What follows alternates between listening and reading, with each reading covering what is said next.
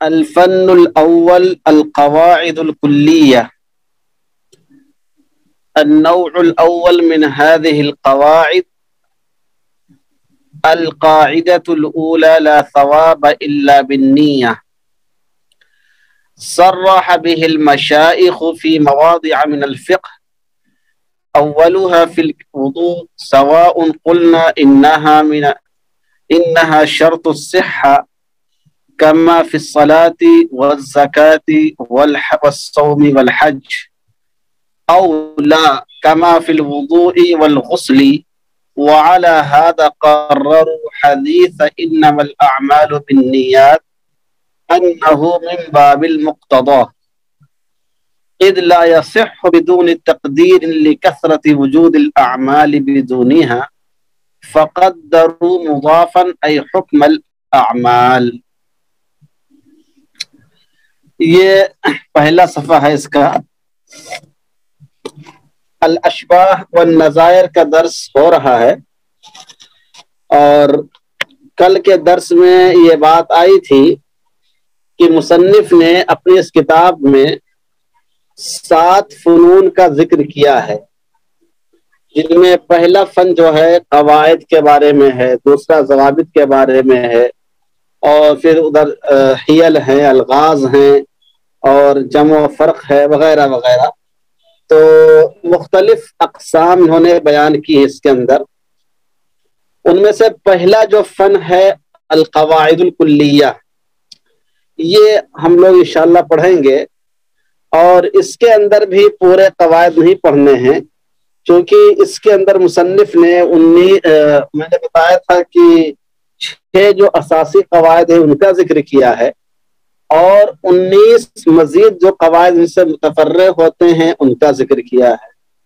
کل ملا کر 25 قواعد انہوں نے اس میں ذکر کیے ہیں، اور ان 25 جو قواعد ہیں وہ ہم لوگ مجلۃ الاحکام العدلیہ میں پڑھ چکے ہیں. یہ لا ثواب الا بالنیہ والا قاعدہ اس کے اندر نہیں آیا تھا، وہ اس میں ہم لوگ پڑھ لے رہے ہیں. تو مصنف نے جن قواعد کا ذکر اس کتاب میں کیا ہے وہ قواعد ہم لوگ پوری تفصیل کے ساتھ شرح و بسط کے ساتھ پہلے پڑھ چکے ہیں. ایک قاعدہ یہ چھوٹ گیا تھا تو اس کو اس میں ہم لوگ پڑھیں گے. اس کے پڑھنے سے فائدہ یہ ہوگا کہ یہ جو کتاب ہے الاشباہ والنظائر، اس کا طرز، اس کا انداز معلوم ہو جائے گا، اور آپ یہ کہہ سکتے ہیں کہ ہم نے بھی اشباہ پڑھی ہے. قواعد تو سب پہلے پڑھ چکے ہیں، کچھ اس کا بھی ذوق حاصل ہو جائے. تو الفن الاول سے مراد کیا ہے؟ وہی جو 7 فنون ہیں، انہی 7 فنون میں سے پہلا یہ فن ہے قواعد کلیہ کا. النوع الاول سے مراد یعنی جو اس میں 2 طرح کے قواعد ہیں، ایک اساسی قواعد اور دوسرے متفرع قواعد. تو اساسی قواعد القاعدۃ الاولی لا ثواب الا بالنیہ. پہلا قاعدہ کون سا ہے؟ لا ثواب الا بالنیہ ہے، کہ نیت کے بغیر ثواب نہیں ملتا ہے. بتا رہے ہیں کہ صرح بہ، اس قاعدے کو مشائخ نے بیان کیا ہے فی مواضع من الفقہ، یا فی الفقہ، فقہ کے بہت سے مقامات میں، فقہ کی کتابوں کے بہت سے مقامات پر فقہا نے اس قاعدے کی صراحت کی ہے. اولها فی الوضوء، سب سے پہلے یہ قاعدہ وضو کے باب میں آتا ہے. سب سے پہلے یہ قاعدہ وضو کے باب میں آتا ہے. مفہوم کیا ہے؟ کہہ رہے کہ مشائخ نے متعدد مقامات پر اس کو ذکر کیا ہے، جن میں سب سے پہلے وضو میں اس کی بحث آتی ہے لا ثواب الا بالنیہ کی. اب اس میں 2 طرح کی باتیں ہو جاتی ہیں. شرط صحت نہ ہو، جیسا کہ وضو بغیر نیت کے بھی ہو جاتا ہے، غسل بغیر نیت کے بھی ہو جاتا ہے. سمجھ رہے ہیں؟ یہاں تک بات سمجھ میں آئی؟ صرح بہ المشائخ سے لے کر والغسل تک بات سمجھ میں آئی کہ نہیں آئی؟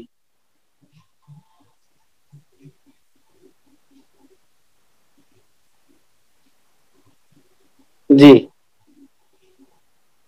اور لوگ بتائیں.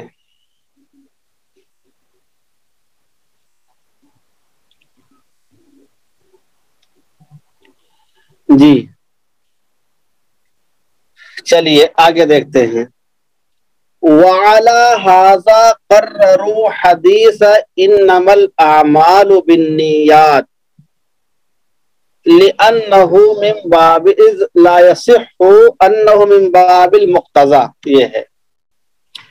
اب دیکھیے کیا کہتے ہیں. کہتے ہیں وَعَلَى هَذَا، اور اسی تفصیل کے مطابق قرروا، فقہا اور محدثین نے تقریر کی ہے، تعیین کی ہے، حدیث انما الاعمال بالنیات، انما الاعمال بالنیات والی حدیث کی، انہ من باب المقتضی، کہ وہ مقتضی کے باب سے ہے.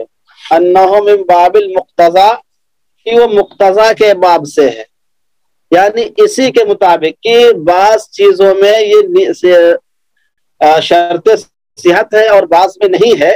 اسی تفصیل کو سامنے رکھتے ہوئے فقہاء کرام نے اور محدثین نے انما الاعمال بالنیات کی تقریر یہ کی ہے، اس کی توضیح یہ کی ہے، انہ من باب المقتضی، کہ یہ مقتضی کے باب سے ہے. اب سمجھے مقتضی کسے کہتے ہیں. مقتضی کہتے ہیں ایسی چیز کو یا ایسے جملے کو جس کا مفہوم اس وقت تک سمجھ میں نہ آئے جب تک کہ اس سے پہلے کوئی چیز محذوف نہ مانی جائے. سمجھ رہے ہیں بات؟ سمجھنے کی نہیں آئی؟ مقتضی کیسا کہتے ہیں؟ مقتضی کہتے ہیں ایسی چیز کو یا ایسے جملے کو جس کا مفہوم صحیح طور پر اس وقت تک سمجھ میں نہ آئے جب تک کہ وہاں پر کوئی چیز مقدر نہ مانی جائے. اس کو کیا کہتے ہیں؟ مقتضی. ارے مقتضی سمجھ میں آیا کہ نہیں آیا؟ تو فقہا نے فرمایا اور محدثین نے فرمایا کہ انما الاعمال بالنیات والا جو جملہ ہے یہ ایسا ہی جملہ ہے کہ وہ مقتضی کے باب سے تعلق رکھتا ہے، یعنی اس کا معنی اس وقت تک واضح نہیں ہو سکتا ہے جب تک کہ اس کے شروع میں کوئی ایسا لفظ نہ مقدر مانا جائے جو اس کے معنی کو واضح کرنے والا ہو. ٹھیک ہے؟ ہاں، جیسے بسم اللہ الرحمن الرحیم اور بہت سے جملے ہیں. اتنی بات سمجھ میں آئی کہ نہیں آئی؟ انہو من باب المقتضی سمجھ میں آیا؟ اسی بنیاد پر یعنی اسی تفصیل کی وجہ سے فقہاء کرام نے لکھا ہے کہ انما الاعمال بالنیات والی جو روایت ہے وہ مقتضی کے قبیل سے ہے. مقتضی کہتے ہیں ایسے جملے کو جس کا مفہوم، جس کا مطلب سمجھ میں نہ آئے، درست نہ ہو اس وقت تک کہ جب تک کہ کوئی چیز وہاں پر محذوف نہ مانی جائے. گویا یہ جملہ ایسا ہے جس سے پہلے کوئی چیز محذوف ماننا ضروری ہے.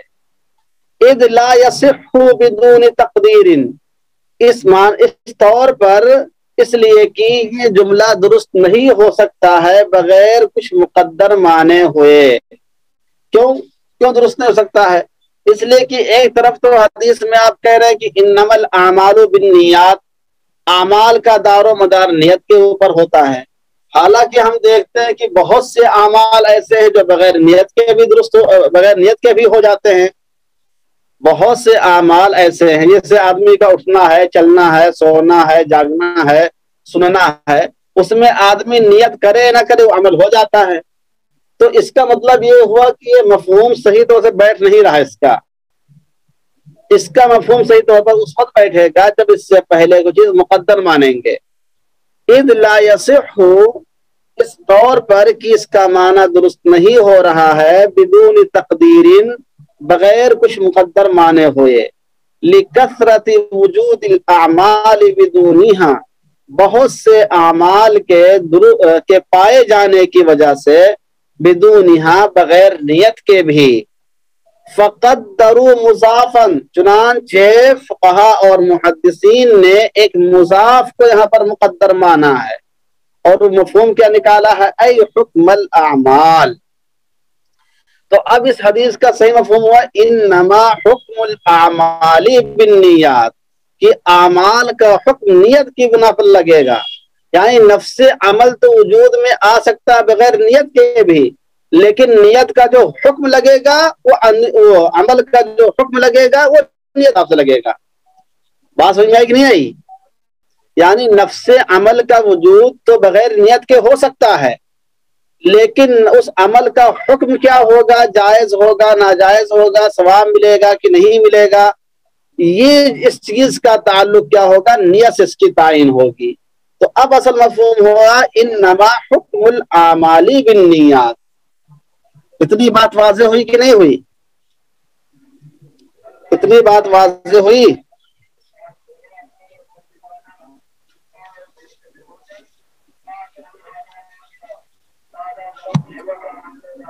جی ایک بار اور دیکھیے اوپر سے، کہتے ہیں القاعدۃ الاولی، پہلا قاعدہ ہے لا ثواب الا بالنیہ صرح به المشائخ۔ اب آپ کے سر میں ایک بات آ سکتی ہے کہ قاعدہ تو مؤنث ہے، اب یہاں پر مذکر لے کر آئے ہیں، تو اصل اس سے پہلے بھی قول کا لفظ محذوف ہے۔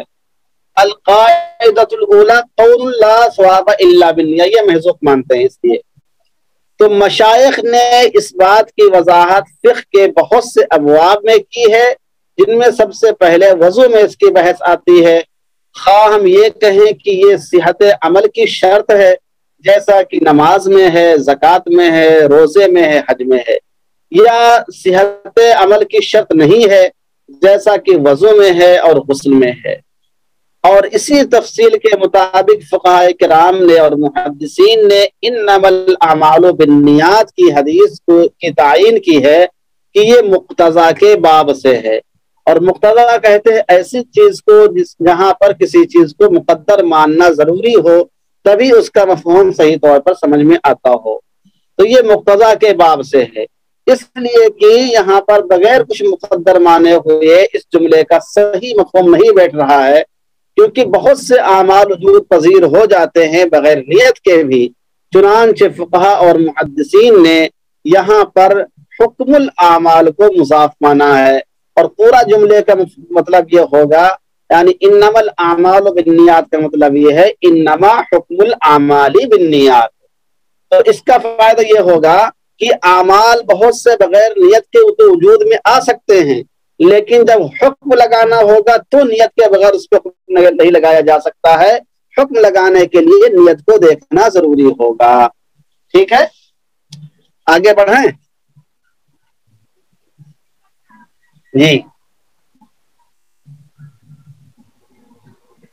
اب دیکھیے کیا کہتے ہیں، وَهُوَ نَوْعَانِ اُخْرَوِيٌّ هُوَ الثَّوَابُ وَاسْتِحْقَاقُ الْعِقَابِ، وَدُنْيَوِيٌّ وَهُوَ الصِّحَّةُ وَالْفَسَادُ، وَقَدْ أُرِيدَ الْأُخْرَوِيُّ بِالْإِجْمَاعِ لِلْإِجْمَاعِ عَلَى أَنَّهُ لَا ثَوَابَ وَلَا عِقَابَ إِلَّا بِالنِّيَّةِ، فَانْتَفَى الْآخَرُ أَنْ يَكُونَ مُرَادًا اما لانه مشترك ولا عموم له، واما لانتفاع الضرورة به من صحة الكلام به فلا حاجة الى الاخر، والثاني اوجه لان الاول لا يسلمه الخصم لانه قائل بعموم المشترك، فحينئذ لا يدل على اشتراطها في الوسائل للصحة ولا على المقاصد أيضا، وفي بعض الكتب أن الوضوء الذي ليس بمنهي ليس بمأمور به ولكنه مفتاح للصلاة۔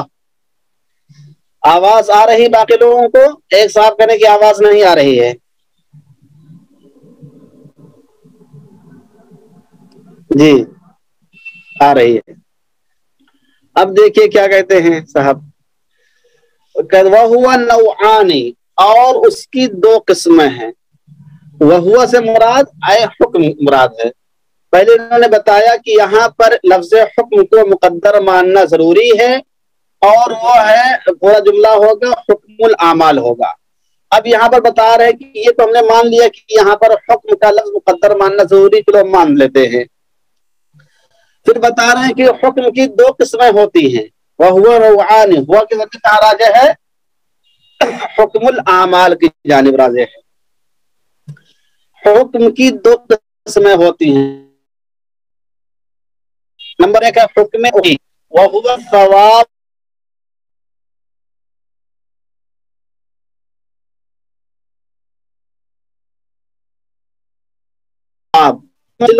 کا مستحق ہونا دنیاوی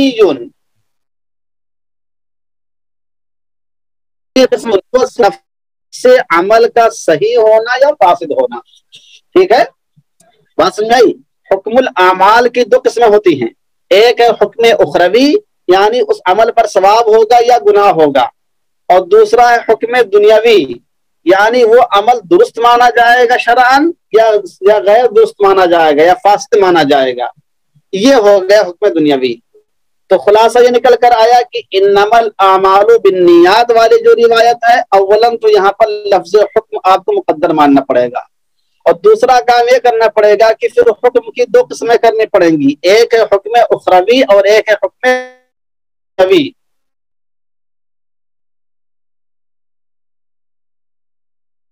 پتا ہے کہ یہاں پر دو قسمیں ہوتی ہیں, تو حکم اخروی مراد لیا جائے یا حکم دنیاوی مراد لیا جائے, دونوں مراد لیا جائے. جب اس کی دو قسمیں ہوتی ہیں حکم کی, حکم دنیاوی بھی اور حکم اخروی بھی, تو سوال یہ پیدا ہوتا ہے کہ حکم دنیاوی مراد لیا جائے یا حکم اخروی مراد لیا جائے یا دونوں مراد لیا جائے. مولانا حمد اللہ کہتے ہیں کہ دونوں مراد لیا جائے تاکہ دونوں کی بات رہ جائے. بہت اچھی بات ہے. اب اس سوال کا جواب دے رہے ہیں. وقد ارید الاخروی, اس روایت میں حکم اخروی کو مراد لیا گیا ہے. وقد ارید الاخروی, اس روایت میں حکم اخروی کو مراد لیا گیا ہے. بالاجماع, اجماع کے ذریعے سے, یعنی اس روایت میں حکم اخروی مراد ہونا یہ اجماع سے ثابت ہے. ٹھیک ہے.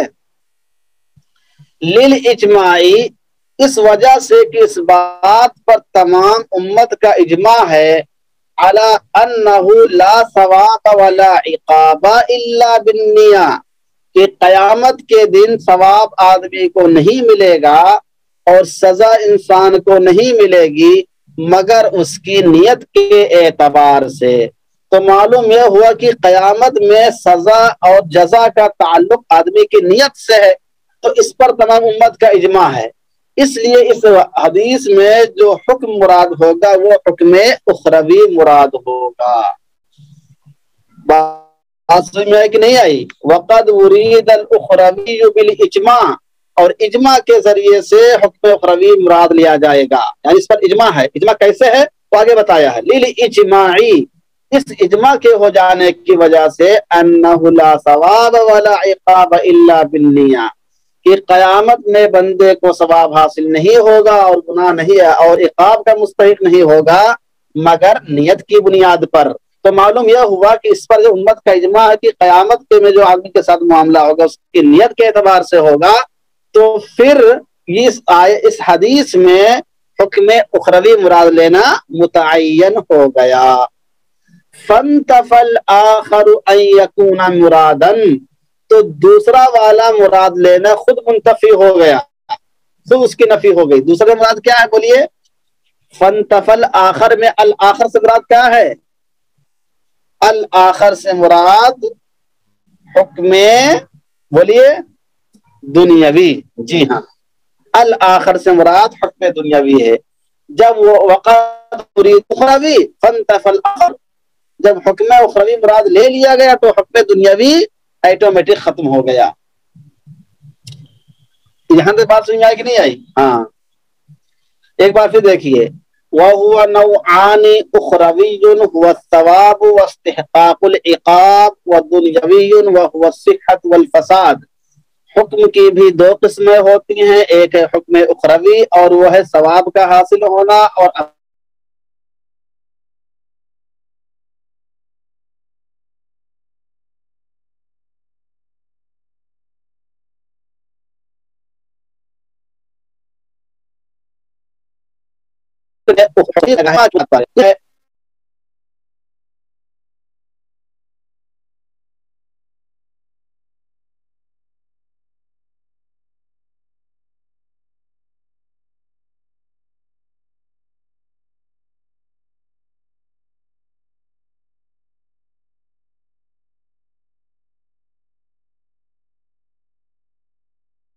यहाँ तक बात आई।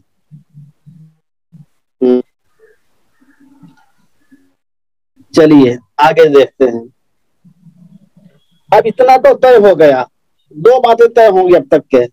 अब तक के दर्स से दो बातें तय हो गई। एक बात ये तय हुई कि इन्नमल आमालु बिन्नियात में आपको हुक्म मुक़द्दर मानना पड़ेगा। दूसरी बात ये तय हो गई कि यहाँ हुक्म की दो किस्में होती है, हुक्म उखरवी और हुक्म दुनियावी। और यहाँ पर हुक्म उखरवी मुराद लिया गया, हुक्म दुनियावी मुराद नहीं लिया गया। अब हुक्म उखरवी मुराद लिए जाने कि एक तो ने वजह बता दी कि इजमा की बुनियाद पर हुक्म उखरवी मुराद लिया गया है, लेकिन दो चीजें और बता रहे हैं कि आखिर हुक्म दुनियावी को मुराद क्यों नहीं लिया जा रहा है। भाई हुक्म उखरवी ही को मुराद ले रहे हैं, हुक्म दुनियावी को क्यों छोड़ रहे हैं, उसकी वजह बता रहे हैं आगे। तो इम्मा लिअन्नहु मुश्तरकुन वला उमूम लहू, इसलिए कि इस तो इम्मा या तो इस वजह से लिअन्नहु मुश्तरकुन कि लफ्ज हुक्म मुश्तरक है, वला उमूम लहू और उसमें उमूम नहीं है। मुश्तरक कैसे कहते हैं, एक ही लफ्ज का दो या दो से जायद मानों में पाया जाना। वला उमूम लहू और उसमें उमूम न हो, यानी एक ही वक्त में दोनों मतलब न मुराद लिए जा सकते हो। वला उमूम लहू का मतलब समझ रहे ना, वला उमूम लहू का मतलब क्या है, एक ही वक्त में दोनों मतलब या तीनों मतलब मुराद न लिया जा सकता हो, उसको वला उमूम लहू कहेंगे। मुश्तरक हो उमूम हो, इसका मतलब क्या है कि यानी एक ही लफ्ज के कई माना हो और सबको एक साथ मुराद लिया जा सकता हो, ये मुश्तरक उमूम। और मुश्तरक वला उमूम लहू यानी ऐसा मुश्तरक जिसमें दो माना तो पाए जाते हों लेकिन एक साथ दोनों का मुराद लिया जाना मुमकिन ना हो। इतना समझ में नहीं लिअन्नहु मुश्तरकुन, भाई लफ्ज हुक्म मुश्तरक है कि नहीं, मुश्तरक है। लफ्ज हुक्म मुश्तरक है कि नहीं, हुक्म दुनियावी भी हो सकता है, हुक्म उखरवी भी हो सकता है। तो ये लफ्ज तो एक ही है हुक्म, लेकिन मुश्तरक है, वो दुनियावी भी हो सकता है, उखरवी भी हो सकता है।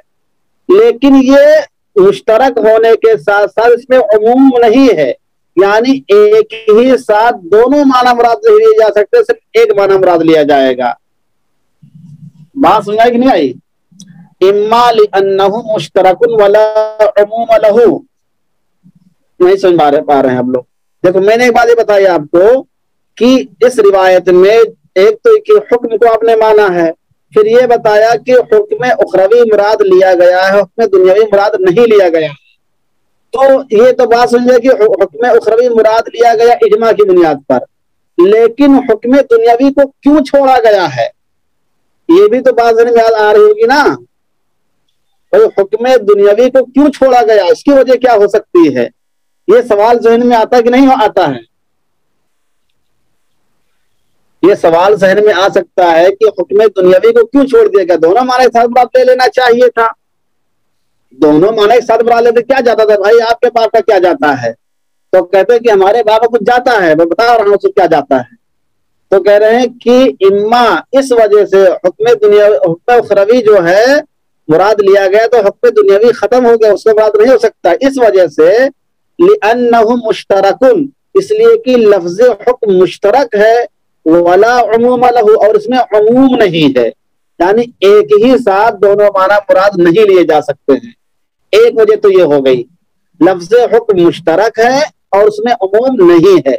उमूम का मतलब मैंने ये बताया कि जिसमें दोनों माना एक साथ मुराद लिए जा सकते उसको उमूम कहते हैं, और उमूम ना होना यानी दोनों माना एक साथ मुराद नहीं लिए जा सकते हैं। अब समझ में नहीं आया। एक वजह क्या बताई कि ये लफ्ज मुश्तरक तो है लेकिन इसमें उमूम नहीं है, एक बात हो गई।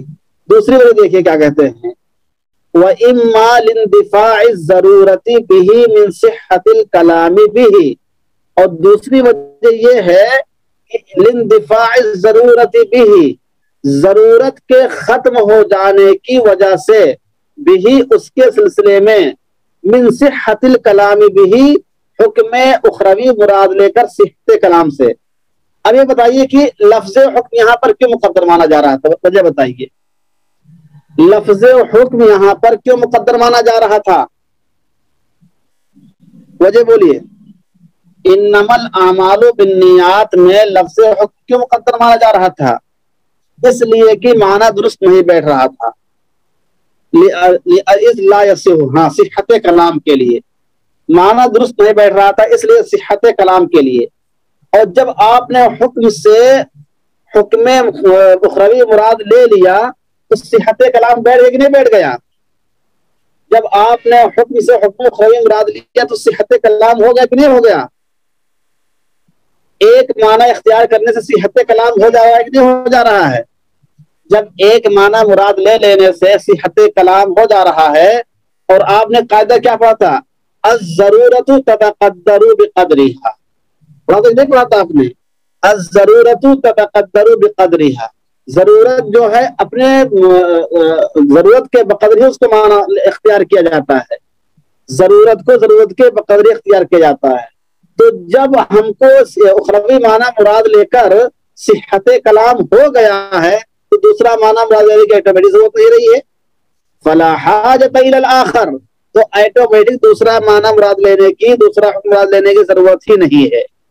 وَإِمَّا لِانْدِفَاعِ الضَّرُورَةِ بِهِ مِنْ صِحَّةِ الْكَلَامِ بِهِ، یا اس وجہ سے کہ وہ اس حدیث کے سلسلے میں ضرورت پوری ہو جاتی ہے حکم اخروی کو مراد لے کر، صحت کلام مکمل ہو جاتا ہے، صحت کلام پورا ہو جاتا ہے تو ضرورت ہی ختم ہو جاتی ہے۔ فلا حاجت الی الاخر، لہذا دوسرا معنی یعنی حکم دنیاوی مراد لینے کی ضرورت نہیں بچی۔ خلاصہ کلام یہ آیا کہ یہاں پر ایک تو حکم مانا گیا ہے، پھر حکم کی دو قسم ہوتے ہیں، حکم دنیاوی اور حکم اخروی۔ حدیث میں جو مانا لیا گیا حکم اخروی لیا گیا ہے اجماع کی بنیاد پر، اور حکم دنیاوی کو اس لیے چھوڑا گیا، اس کی دو وجوہات ہیں۔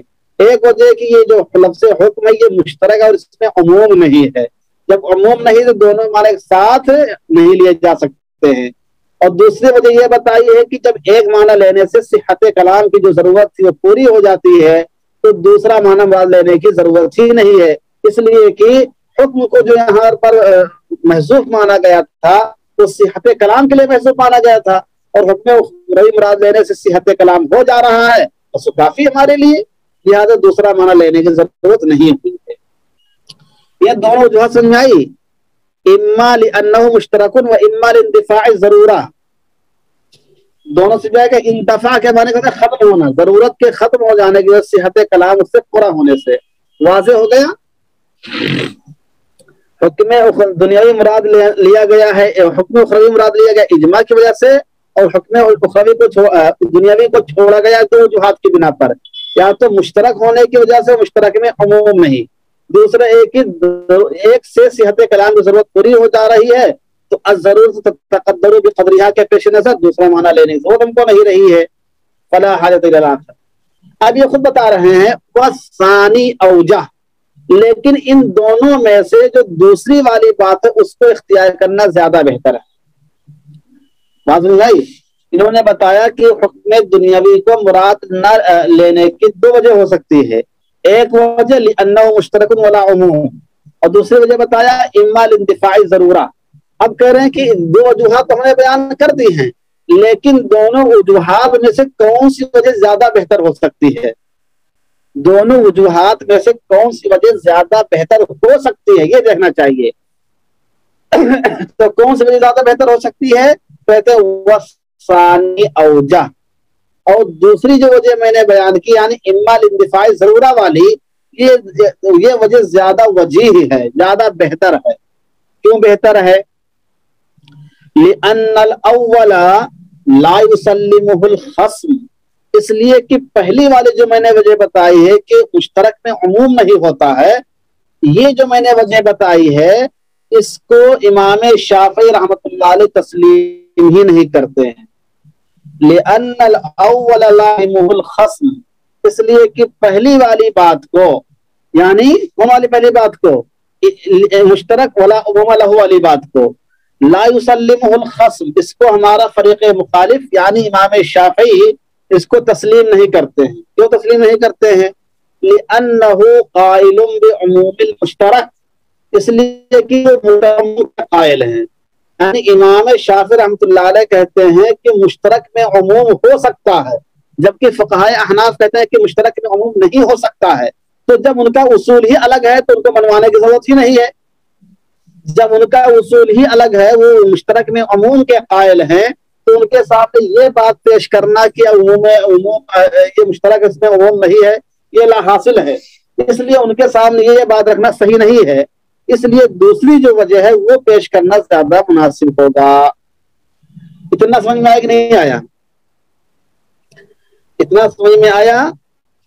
لِأَنَّ الْأَوَّلَ لَا يُسَلِّمُهُ الْخَصْمُ، اس لیے کہ پہلی والی جو بات یعنی مشترک میں عموم نہیں ہے، اس بات کو امام شافعی تسلیم ہی نہیں کرتے ہیں، لِأَنَّهُ قَائِلٌ بِعُمُومِ الْمُشْتَرَكِ، اس لیے کہ مشترک کے عموم کے قائل ہیں۔ ٹھیک ہے؟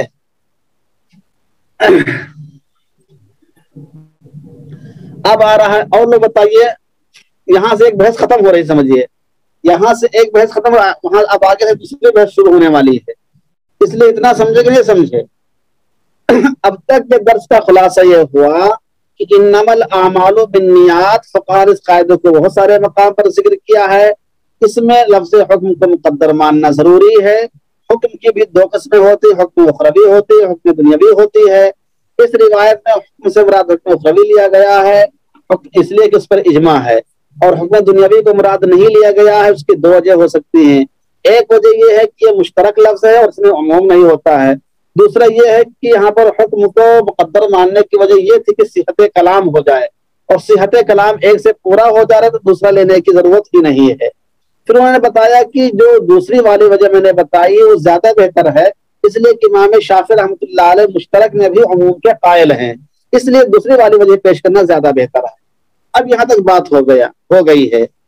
اب دیکھیے فحینئذ مقتضا کیا ہے؟ مقتضا کہتے ہیں ایسی چیز کو جہاں ایسے جملے کو جس جملے کا مفہوم بغیر کچھ مقدر مانے ہوئے سمجھ میں نہ آتا ہو، اس کو مقتضا کہتے ہیں، اور جو جملہ اس مقدر ہونے کا تقاضا کرتا ہے اس کو مقتضی کہتے ہیں۔ سمجھ رہے ہیں؟ مقتضی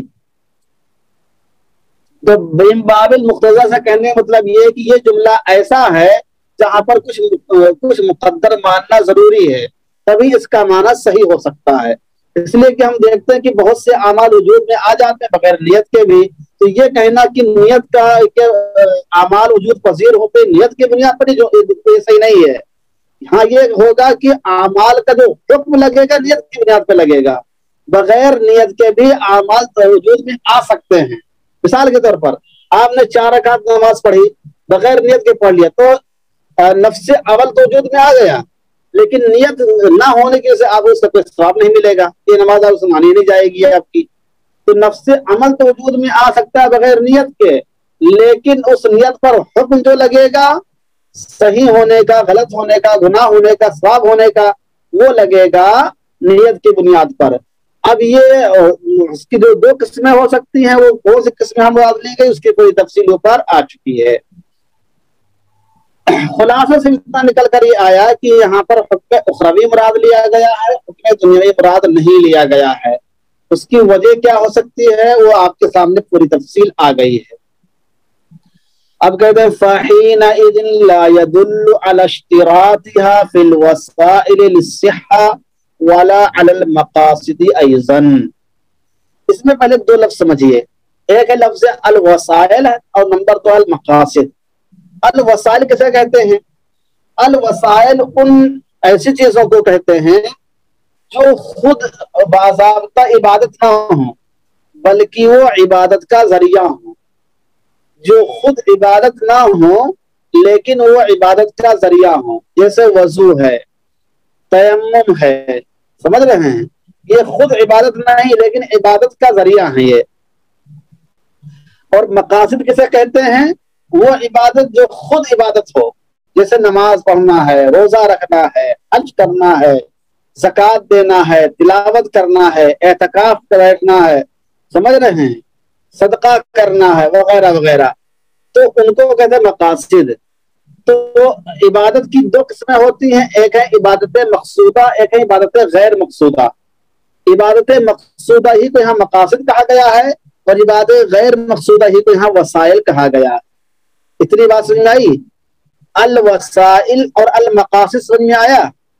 عبادت مقصودہ یعنی جو فی نفس ہی عبادت ہے ان کو مقاصد کہا جاتا ہے، اور عبادت غیر مقصودہ یعنی جو عبادت نہیں لیکن عبادت کا ذریعہ ان کو وسائل کہا جاتا ہے۔ تو الوسائل سے مراد وہ ہیں جو عبادت کا ذریعہ ہیں، اور مقاصد وہ ہیں جو خود عبادت ہے۔ اب دیکھیں کیا کہتے ہیں، اس میں لفظ فا استعمال ہوا ہے، اس فا کا تعلق اوپر سے ہے، کہاں سے ہے؟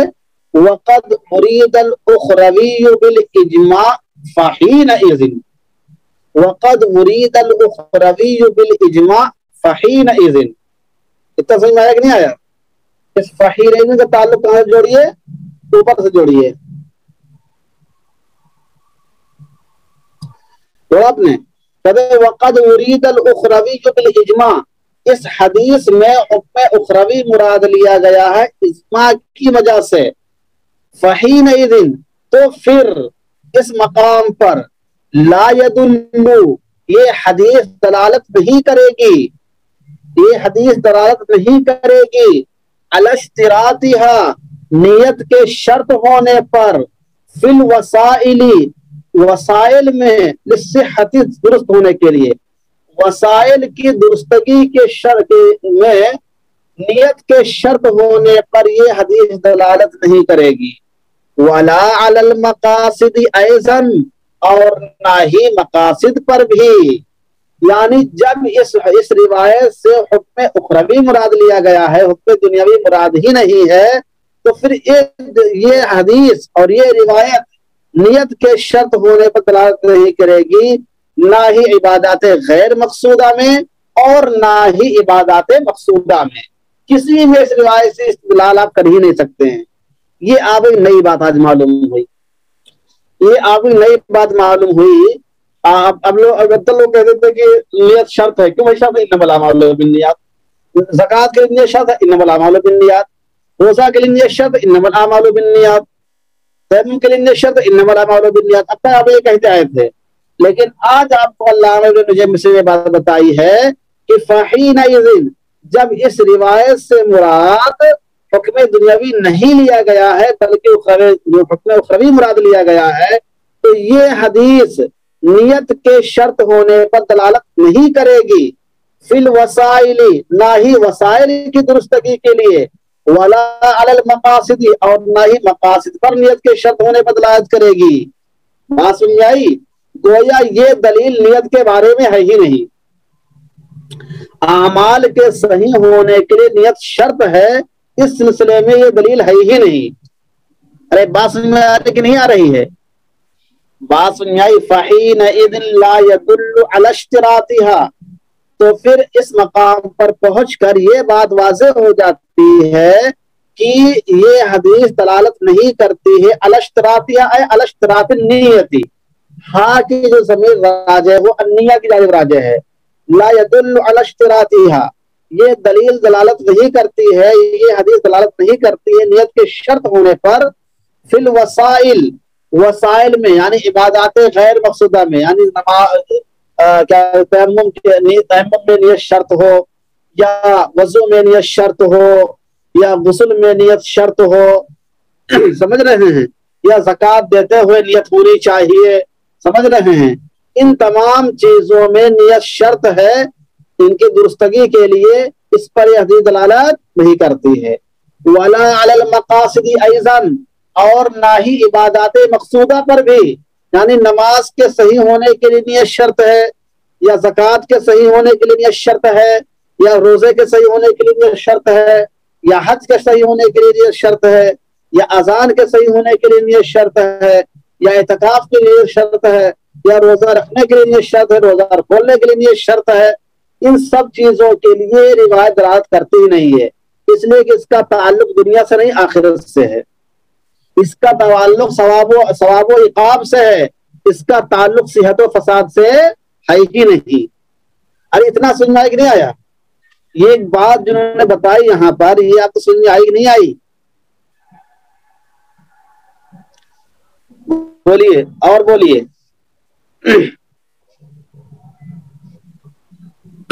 اسماعیل، آصف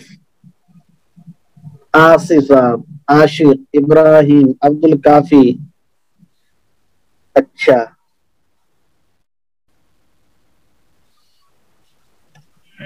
چلیے تو بہت اچھی بات ہے.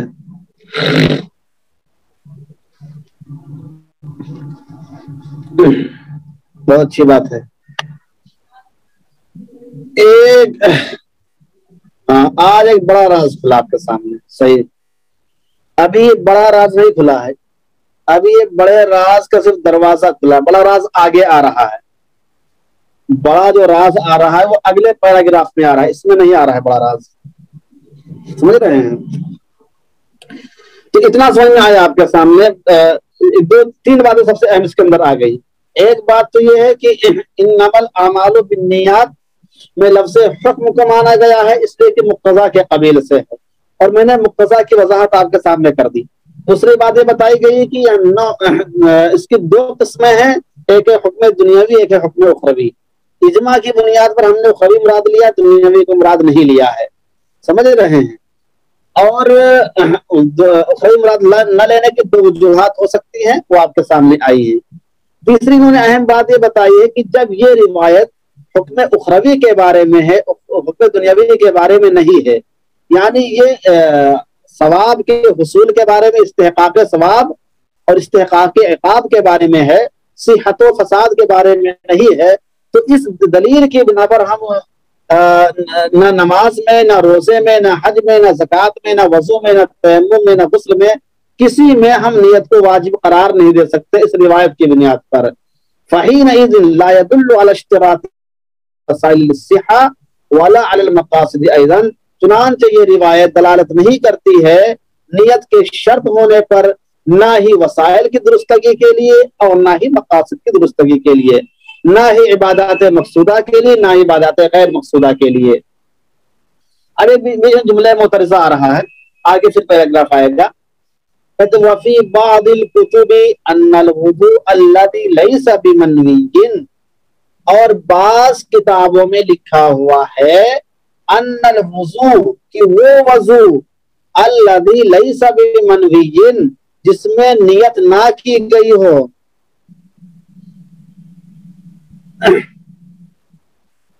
کیا کہتے ہیں, کہاں گیا, وفی بعض الکتب, اور بعض کتابوں میں لکھا ہے ان الوضوء الذی لیس بمنوی, کہ وہ وضو جس میں نیت نہ کی گئی ہو, الذی لیس بمنوی, جس میں نیت نہ کی گئی ہو, لیس بمأمور بہ, وہ وضو نہیں ہوگا جس کا حکم دیا گیا ہے. سمجھ رہے ہیں؟ جس وضو میں نیت نہ کی گئی ہو, جس وضو میں نیت نہ کی گئی ہو, وہ وضو تو نہیں مانا جائے گا جس کا حدیث میں ذکر کیا, حدیث میں حکم دیا گیا ہے. وَلَكِنَّهُ مِفْتَاحٌ لِلصَّلَاةِ, لیکن وہ نماز کے لیے مفتاح یعنی چابی بن جائے گی, لیکن پھر بھی وہ وضو مفتاح صلاۃ ہے.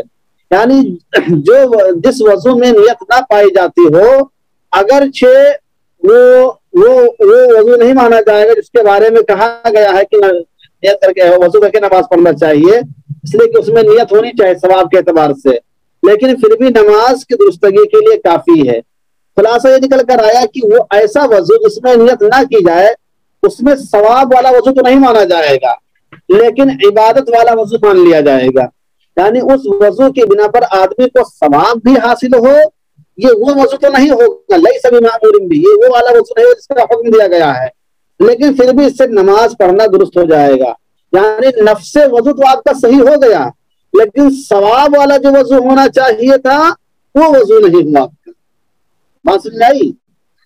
ان الوضوء الذی لیس بمنوی لیس بمأمور بہ ولکن مفتاح للصلاۃ, کہ وہ وضو اس میں نیت نہ کی گئی ہو وہ معمور بہ وضو نہیں ہوگا, لیکن نماز کی درستگی کے لیے مفتاح صلاۃ ہو جائے گا.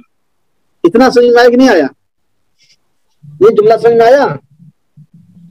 بعض کتابوں میں جو یہ بات لکھی ہوئی ہے, یعنی اگر کوئی آدمی بغیر نیت کے وضو کر لیتا ہے تو نماز تو اس سے آپ پڑھ سکتے ہیں, لیکن نیت کا ثواب آپ کو نہیں ملے گا. وضو کا جو ثواب ہونا چاہیے نیت کی بنیاد پر وہ نہیں ملے گا. تو جو معمور بھی وضو تھا وہ تو نہیں مانا گیا, لیکن نماز کی درستگی کے لیے قابل قبول ہو گیا ہے۔ چلیے میں سمجھ اتنی بات واضح ہو گئی۔ اب ایک بات یہاں پر ذہن میں آتی ہے کہ بھائی اتنی بات تو ہم نے مان لی آپ کی، اب بعض کتاب سے مراد بہت سی کتابیں ہیں۔ ایک بات میں کیا بتانا، دیکھو نکال دیا، یہ بتانے جا رہا تھا کہ چلو ٹھیک ہے، اتنی بات تو ہمیں تسلیم کر لیا کہ یہ روایت جو ہے وہ نہ عبادات مقصودہ میں نیت کو واجب قرار دیتی ہے اور نہ عبادات غیر مقصودہ میں۔ تو پھر ہم دیکھتے ہیں کہ بہت ساری باتوں میں نیت کو ہمارے فقہا خود لکھتے ہیں کہ نماز کے لیے نیت ہونا ضروری ہے، زکوٰۃ کے لیے نیت ہونا ضروری ہے، صدقہ کے لیے نیت ہونا ضروری ہے، فلاں کے لیے نیت ہونا ضروری ہے، فلاں کے لیے نیت ہونا ضروری ہے، تیمم کے لیے نیت ہونا ضروری ہے۔ تو یہ سب کہاں چلا جائے گا؟ یہ سب کہاں چلا جائے گا؟ اس کا جواب آگے دے رہے ہیں، کہتے انما شرطت فی العبادات بالاجماع، البتہ نیت کو شرط قرار دیا گیا ہے عبادات میں اجماع کی بنیاد پر۔ عبادات میں نیت کو شرط قرار دیا گیا کس کی بنا پر؟ اجماع کی بنیاد پر۔ یعنی عبادات کی درستگی کے لیے، عبادات کے صحیح ہونے کے لیے، ذہن کو بھٹکاؤ نہیں، بعد میں بتانا پوچھنا، پہلے جو نفس موضوع کو سمجھنے کی کوشش کرو بھائی۔ کتاب اتنی آسان نہیں ہے، مشکل کتاب ہے، دیکھا آپ نے کتنا ایج پیج اس کے اندر کر رکھا ہے، دوسرے پیراگراف میں دیکھ کتنا ایج پیج پایا جا رہا ہے۔ نفسی کتاب کو سمجھنے کی کوشش کریے، باقی سوالات آپ کے خود حل ہو جائیں گے آگے، کیا پریشان ہو۔ میں کیا کہہ رہا ہوں کہ انما شرطت فی العبادات بالاجماع، نیت کو جو شرط قرار دیا گیا ہے عبادات میں، یہ اجماع کی بنیاد پر ہے۔ یعنی نماز میں، روزے میں، حج میں، زکوٰۃ وغیرہ میں جو نیت شرط ہے وہ اس حدیث کی بنا پر نہیں ہے، اس لیے کہ حدیث کا تعلق حکم دنیاوی سے ہے ہی نہیں، صحت و فساد سے ہے ہی نہیں، بلکہ اس کا تعلق تو حکم اخروی سے ہے۔ البتہ عبادات میں جو شرط قرار دی گئی نیت وہ اجماع کی بنیاد پر ہے، اس حدیث کی بنیاد پر نہیں ہے۔ بات سمجھ آئی کہ نہیں آئی؟ اب اس کا جو بیٹھائیے، وقد ورید الاخروی بالاجماع فحینئذ لا يدل على اشتراط یا فی الوسائل للصحہ ولا على المقاصد ایضا انما شرطت فی العبادات بالاجماع۔ یہ جملہ سر اس طریقے سے ہے کہ یہاں پر حکم اخروی مراد لیا گیا ہے، یہ حدیث وسائل اور مقاصد دونوں میں نیت کے شرط ہونے کی طلب نہیں کرتی ہے، البتہ عبادات میں جو یہ شرط قرار دی گئی ہے یہ اجماع کی بنیاد پر ہے، اس حدیث کی بنیاد پر نہیں ہے۔ بات سمجھ میں آ رہی ہے؟ انما شرطت فی العبادات بالاجماع، نیت شرط قرار دی گئی ہے عبادات میں اجماع کی بنیاد پر۔ او بآیتی، دیکھو یہ پورا سمجھنا بہت ضروری ہے، اگر میں ایک بات کو کئی بار سمجھا رہا ہوں تو بھی گرا مت سمجھے، اس کو سمجھ لیں، اس لیے کہ آگے جتنی پوری بحث آ رہی ہے اسی کی بنیاد پہ آ رہی ہے، آگے جتنی باتیں آ رہی ہیں اسی بنیاد پہ آ رہی ہیں، یعنی یہ اصول بتا رہے ہیں آپ کو، آگے خالی اس کے تفریعات آئیں گے، آپ کو اس اصول پہ دیکھتے چلے جانا ہے بس۔ انما شرطت فی العبادات بالاجماع، نیت کو شرط قرار دیا گیا عبادات میں اجماع کی بنیاد پر، اس حدیث کی بنیاد پر نہیں۔ او بآیتی وما امروا الا لیعبدوا اللہ مخلصین لہ الدین حنفاء، یا اس آیت کی بنا پر، اس آیت کی بنا پر عبادات میں نیت کو شرط قرار دیا گیا ہے، یعنی عبادات میں جو نیت شرط قرار دی گئی ہے وہ حدیث کی وجہ سے نہیں، بلکہ اس کی دو وجوہات ہیں۔ ایک وجہ تو یہ ہے کہ اجماع کی بنیاد پر، اور دوسری وجہ کیا ہے؟ وہ قرآن مجید کی اس آیت کی بنا پر نیت کو شرط قرار دیا گیا ہے۔ آیت کیا ہے؟ وما امروا، اور ان لوگوں کو حکم نہیں دیا گیا ہے الا لیعبدوا اللہ، مگر یہ کہ اللہ کی عبادت کریں، مخلصین لہ الدین، اس کے لیے دین کو خالص کرتے ہوئے، حنفاء، اللہ کے واسطے، یعنی کیا کہتے ہیں یہ خالص اللہ کے لیے۔ اب بھی انہوں نے دو یہاں بات آپ کے سامنے رکھی ہے، ایک وجہ بتائے کہ عبادات میں جو نیت شرط ہے وہ اجماع کی بنیاد پر ہے، اور دوسرے وما امروا الا لیعبدوا اللہ کی وجہ سے ہے۔ اب پھر انہیں محاکمہ کیا کہ دو وجہ تو انہیں بتا دی ہے، لیکن دونوں میں سے بہتر کون سی ہے؟ کہہ رہے ہیں والاول اوجہ، پہلی والی بات زیادہ بہتر معلوم ہوتی، یعنی عبادات میں جو نیت کو شرط قرار دیا گیا ہے بجائے وما امروا الا ليعبدوا اللہ والی آیت کے اجماع کی بنیاد پر مانا جائے۔ کیوں مانا جائے؟ لأن العبادت فیہا بمعنی التوحید، اس لیے کہ اس آیت میں عبادت جو ہے وہ توحید کے معنی میں ہے، بقرینۃ عطف الصلاۃ والزکاۃ، اس قرینے کی وجہ سے کہ الصلاۃ اور الزکاۃ کو اس پر عطف کیا گیا ہے اور معطوف علیہ میں مغایرت ہونی چاہیے۔ تو یہاں پر عبادت سے مراد ایمان لانا ہے۔ عبادت سے مراد کیا ہے؟ نماز روزہ کرنا نہیں ہے، بلکہ یہاں پر عبادت سے مراد ایمان لانا ہے، توحید کا قائل ہونا ہے۔ تو گویا کہ یہ جس مفہوم میں ہم بات کو لینا چاہ رہے ہیں اس مفہوم میں یہ بات اتنی زیادہ پرفیکٹ بیٹھ نہیں رہی ہے، اس لیے اجماع والی بات کو لینا زیادہ بہتر معلوم ہوتا ہے۔ سمجھ رہے ہیں؟ بات سمجھ آئی کہ نہیں آئی؟ اتنی بات سمجھ آئی کہ عبادات میں نیت شرط ہے دو وجوہات کی بنا پر، ایک تو اجماع کی بنا پر، دوسرے آیت وما امروا الا ليعبدوا اللہ مخلصین کی بنا پر۔ پھر مصنف نے فرمایا کہ اجماع کی بنا پر عبادات میں نیت کو شرط قرار دینا یہ زیادہ بہتر ہے بالمقابل آیت مبارکہ کے، اس لیے کہ آیت میں عبادت سے مراد یہاں پر نماز روزہ وغیرہ نہیں ہے بلکہ توحید کا معنی مراد لیا گیا ہے، اس لیے کہ صلاۃ اور زکوٰۃ کو اس پر عطف کیا گیا ہے۔ اس میں بات سمجھ میں آئی؟ اتنی بات سمجھ میں آئی کہ نہیں آئی؟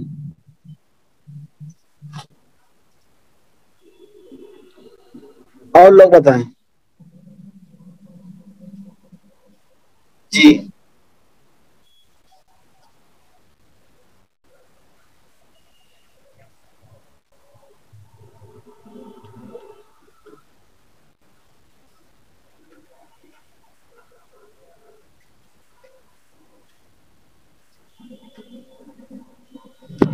بولیے۔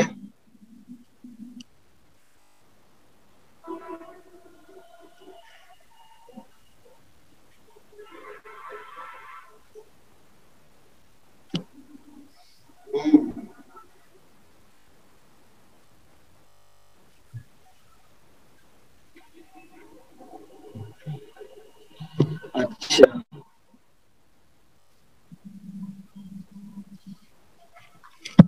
چلیے، اب یہاں پہ بتایا کہ عبادات میں اجماع کی وجہ سے نیت کو شرط قرار دیا گیا ہے۔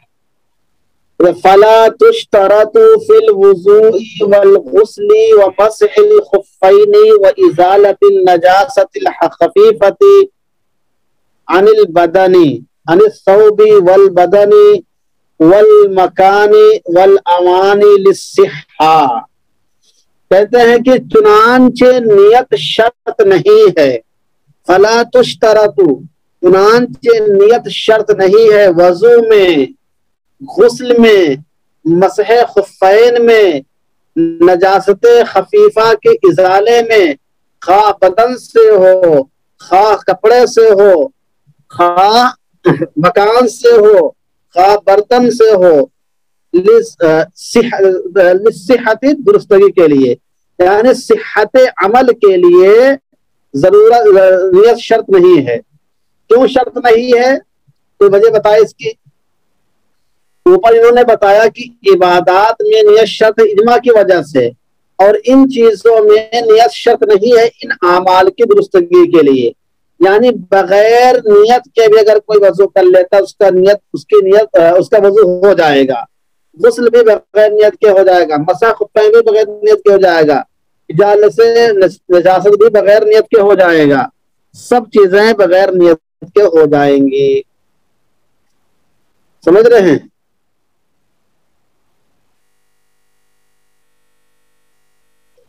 وجہ بتائیے کیوں؟ اس لیے کہ یہ چیزیں عبادت نہیں ہیں۔ ہاں، یہ چیزیں عبادت نہیں ہیں، یہ چیزیں عبادت غیر مقصودہ ہیں، یعنی وسائل ہیں، اور عبادات کے بارے میں اجماع ہے کہ اس میں نیت شرط ہے۔ تو جب یہ چیزیں عبادات میں سے نہیں ہیں اس لیے اس میں نیت شرط ہی نہیں ہے. بات سمجھ میں آئی کہ نہیں آئی؟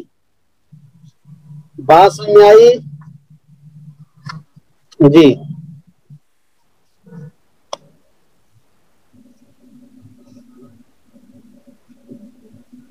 جی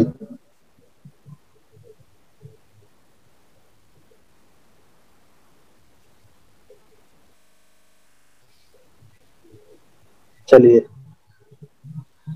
بہت صحیح.